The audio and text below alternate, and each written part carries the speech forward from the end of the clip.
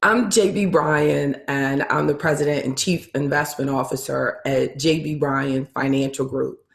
And I started one of the first black owned, 100% black owned, probably, you know, I don't, what, maybe the only 100% black owned registered investment advisory firm on the planet. And I have throughout my career, I started my career as a stockbroker. Now, I was the only black person that they had at that firm. That was back in the early 1990s. And I remember having a situation where here you are, the only black person. You're trying to start in a new industry. You're really young, and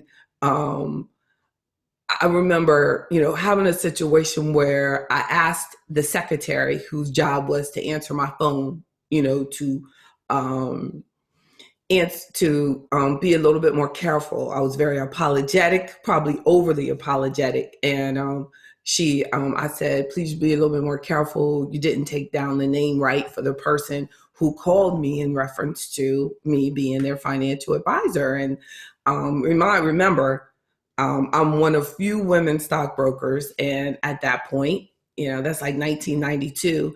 And then, so anyway, she turned off my phone, refused to answer my phone, told her boss, told my boss, and my boss called me into the office and told me that I need to go and apologize to her. And I said, why do I need to, go and apologize to her? And he said, well, you hurt her feelings. You intimidated her because, you have a master's degree and you've intimidated her. And and it made me think about, how if I wanted to keep that job, I had to apologize to someone, which I didn't do anything wrong to. I had seen the other people that were stockbrokers treat her and all of the women that were answering the phones in the telephone pool and with disrespect as I saw it. But I was very apologetic and pointed out her error. She got mad, said, if you're going to complain about how I answer the phone, then I'm not going to answer your phone anymore. And the boss allowed her to do it. And he said to me and looked me in the face and said, do you think that she doesn't want to answer your phone because you're black?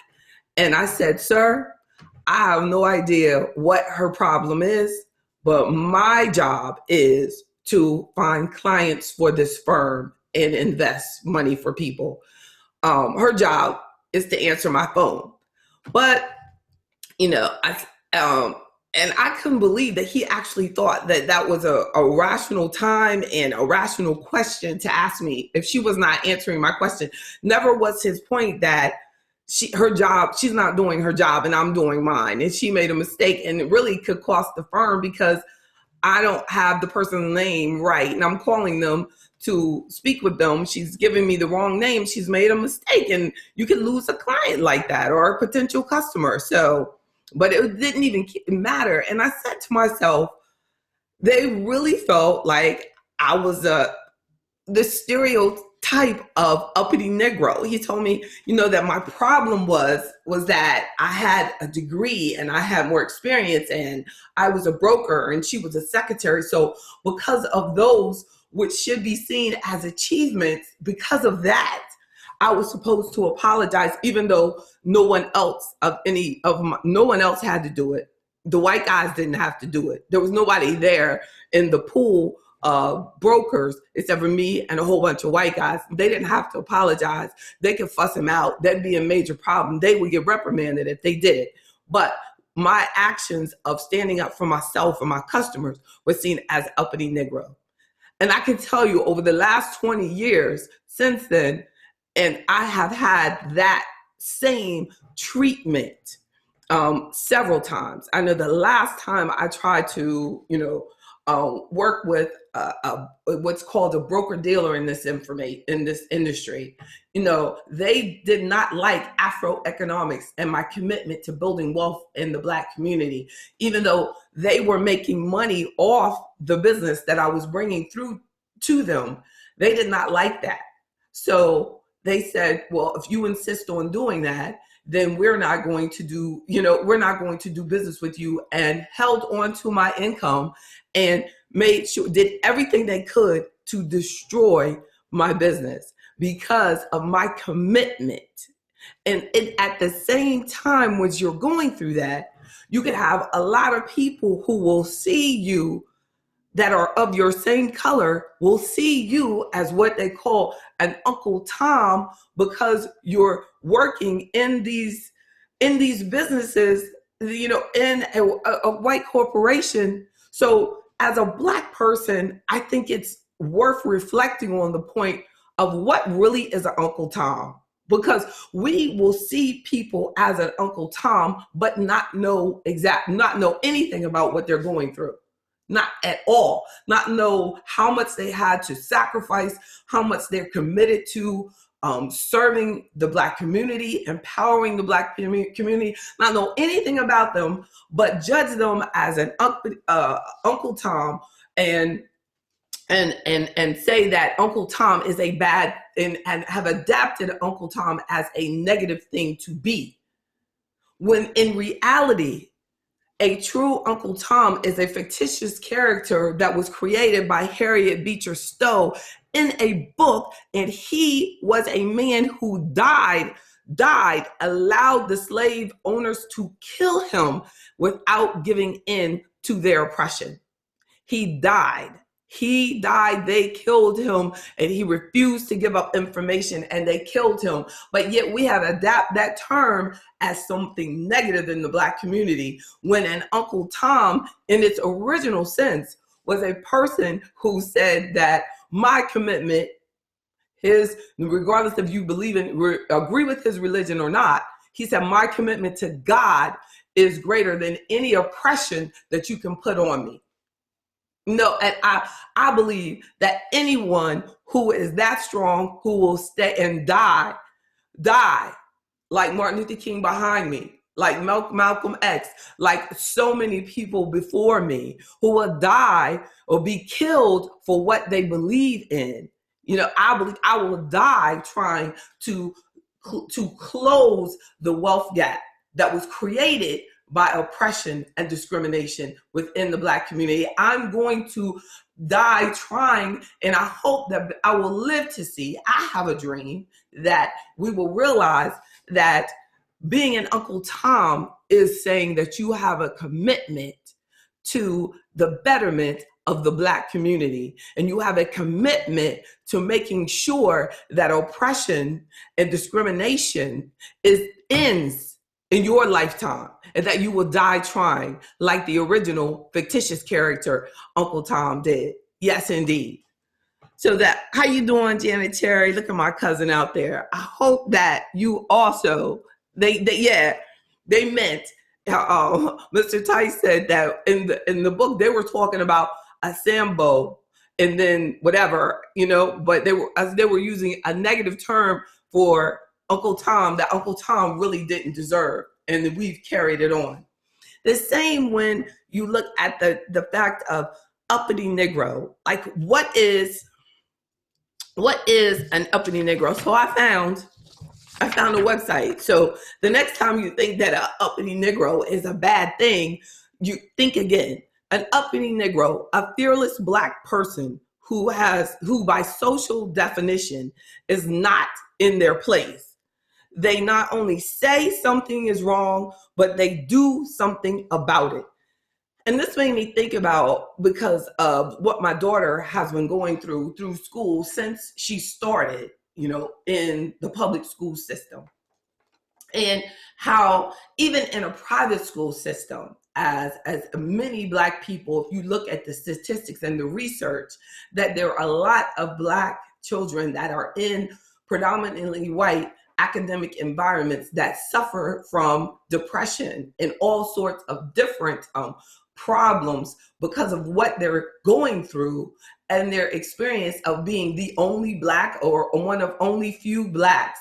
And thank God that my daughter is, healthy and happy and prospering, but she has faced so much unnecessary discrimination and derogatory words that have been put on her by administration, teachers, students, and that I thank God that I'm there to stand by her. But I have seen, because of what has been seen, unfortunately, as we're not supposed to, even by each other, those of us who look like each other are put in positions to hurt each other, and that you're holding us back from actually changing a system that's not working.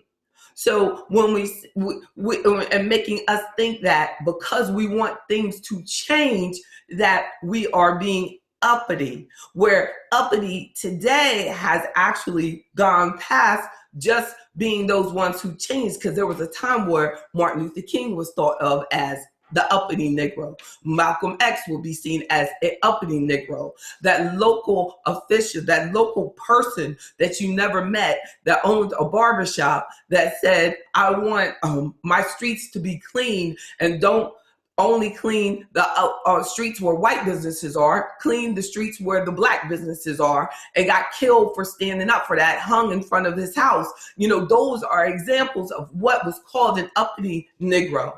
Now we say, well, uppity, you've taken that as that's a good thing, to be where you've separated yourself from your community, and people not having heat and not having a place to live, and they look just like you, and they have fallen upon hard times, and you can't relate to it because you moved out to the county and you have a beautiful house, and that's not your problem to make sure that people eat. Then that has become the uppity Negro, but that's not the uppity Negro.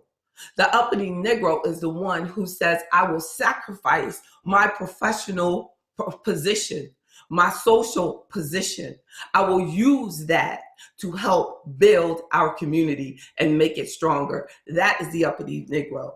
And the Uncle Tom is the Negro, the Black person, the African American, who will die trying to make things different because of his commitment to God and something that is greater than himself. And they can see God in everybody. Regardless of their color, they see God in everybody, and they know that they have a responsibility to help that oppressor become a better person. Because them and their attempt and their need to oppress someone is actually their own weakness. And by you showing your strength and being all that you can be, and standing up for your community, and standing up for what is right, and for integrity, and for making things different, and stopping a system that is pulling and hurting the entire country. You oppress anyone, you oppress everyone. And that's what a true commitment, that's what a true Uncle Tom, and that's what a true uppity Negro has to be about. Economic empowerment, economic equality, education equality, training equality, access equality. That's what we have to be about. So if they call you Uncle Tom, then you be a true Uncle Tom. If they call you an uppity Negro, be a true uppity Negro. Uppity Negro is the doctor who says, I'm committed to taking care of Black health issues because I've been educated as a Black person. I have a responsibility to bring that education back to my community and making our community stronger. Yeah, being that Black investment advisor that says, I have a commitment to making sure that Black people are empowered financially, no matter where they take the tax information that you give them. Make sure that they get the proper information and you empower them to make a better world for us all. Make sure your life stands for something. Be uppity like that, right?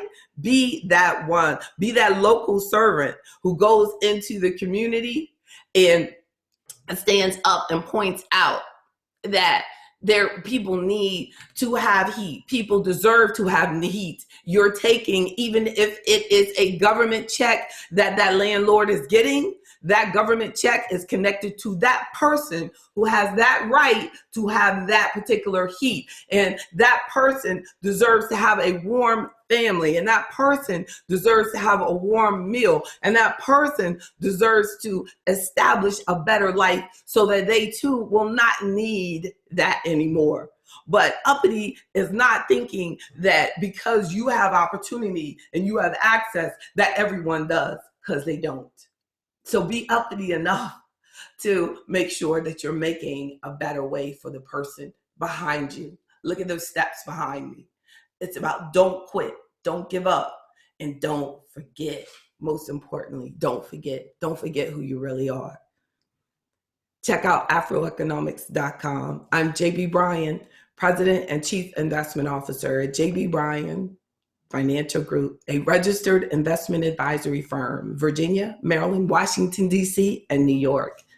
Check out all of the events. Got the Black Business Summit coming up in the nation's capital, Black History Month, and the King Day Brunch coming up. If you would like a free ticket to the King's Day Brunch for watching this video, I want to show my appreciation and email me at jb@afroeconomics.com and get your free MLK Day, King Day Brunch. We're talking about entrepreneurship, wealth, investments, tax strategies, everything you need to start 2018 off strong.